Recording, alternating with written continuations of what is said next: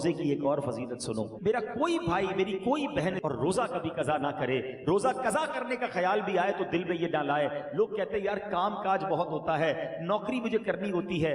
देखो काम कम कर देना, कारोबार कम कर देना, थोड़े पैसे कम कमा लेना, मगर रोजा मत छोड़ना। क्योंकि अब जो मैं फजीलत बताने जा रहा हूं ना, मैंने अब तक किसी और अमल की यह फजीलत नहीं पढ़ी है। क्योंकि नबी पाक अलैहिस्सलाम फरमाते हैं कि अल्लाह फरमाता है, यानी ये हदीस कुदसी भी है कि बयान में कुछ रोजे के अहम मसाइल भी हम सुन लें। बाज़ औक़ात कुछ रोजादारों को कंफ्यूजन होती है। सबसे पहले तो ये समझ लें कि इफ्तार और सहर, सहरी का टाइम जो भी आखिरी टाइम है, जो कराची में है या बाहर मुझे सुन रहे हैं, हमेशा याद रखें अजान का इंतजार नहीं करना। अजान नमाज के लिए होती है, सहरी बंद करने के लिए नहीं होती है।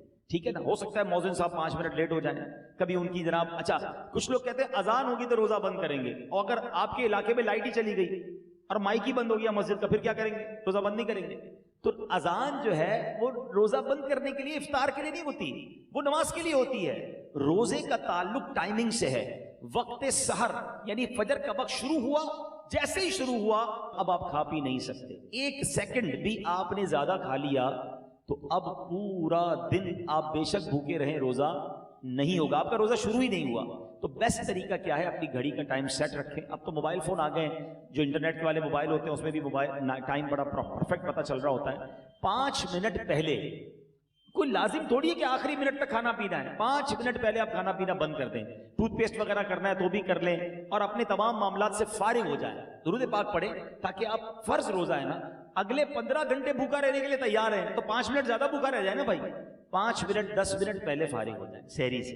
बिल्कुल इसी तरह इफ्तार में भी आपने करना यह है कि इफ्तार में आपने घड़ी देखकर इफ्तार करना है, टाइम देखकर इफ्तार करना है। 1 आध मिनट ऊपर हो जाए खैर है, पहले इफ्तार ना हो जाए। बाज़ औक़ात होता है लोगों की घड़ी टाइम पे नहीं होती, 5 मिनट पहले इफ्तार कर लेते हैं। आपको पता होना चाहिए कि टाइम हुआ कि नहीं। और बिल्कुल इसी तरह अजान मगरिब की नमाज के लिए होती है, इफ्तार के लिए नहीं होती। इसमें बाज़ औक़ात 2 गड़बड़ हो जाती है। एक ही हो जाती है कि कभी मौज़िन साहब से भी गलती लग सकती है, जल्दी अजान दे दी, आपने अजान सुनी, रोजा खोल लिया, तो आपका रोजा चला गया। आप टाइम देखें, टाइम हुआ है कि नहीं।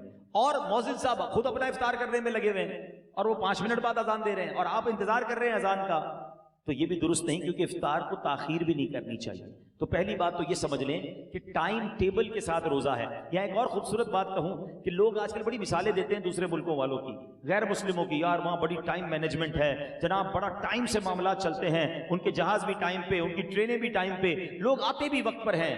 मुझे बताओ, पूरी दुनिया में एक मजहब बता दो कि जो इतना टाइम मैनेजमेंट का दर्स देता हो। अरे हमारी तो सारी इबादतें टाइम के साथ हैं। वक्त से 1 मिनट पहले आपको सहरी बंद करनी है तो रोजा होगा, वक्त गुजरने के बाद 1 मिनट ऊपर चला गया रोजा ही शुरू नहीं होगा।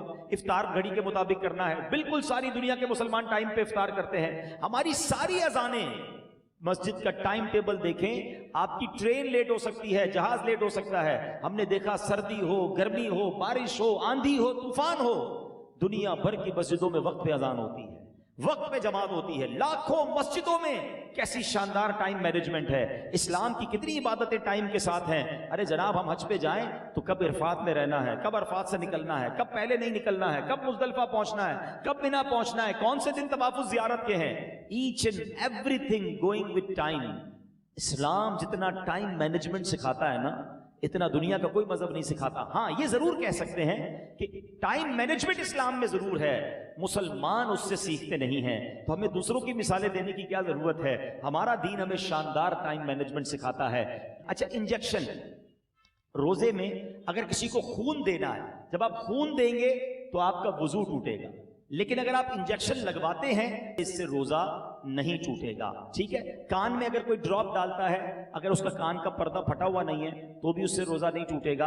हाँ, आंख में अगर कोई ड्रॉप डालता है तो उससे उलमा फरमाते हैं रोजा टूट जाएगा। तो हमें रोजे के बारे में ये मालूमात भी होनी चाहिए। बाज़ औक़ात लोग जो है एहतियात नहीं करते और वो एहतियात न करने की वजह से उनका रोजा टूट जाता है। जब ये फर्ज है तो इसके अहकाम सीखना भी जरूरी है, इसकी एहतियातें सीखना भी जरूरी है। तो बहरहाल मेरे प्यारे इस्लामी भाइयों, इफ्तार के वक्त एक और काम करने वाला है जो नॉर्मली हमारे यहाँ नहीं होता, क्योंकि रोजाना इफ्तार के वक्त 10 लाख गुनाहगार जहन्नम से आजाद किए जाते हैं रोजाना।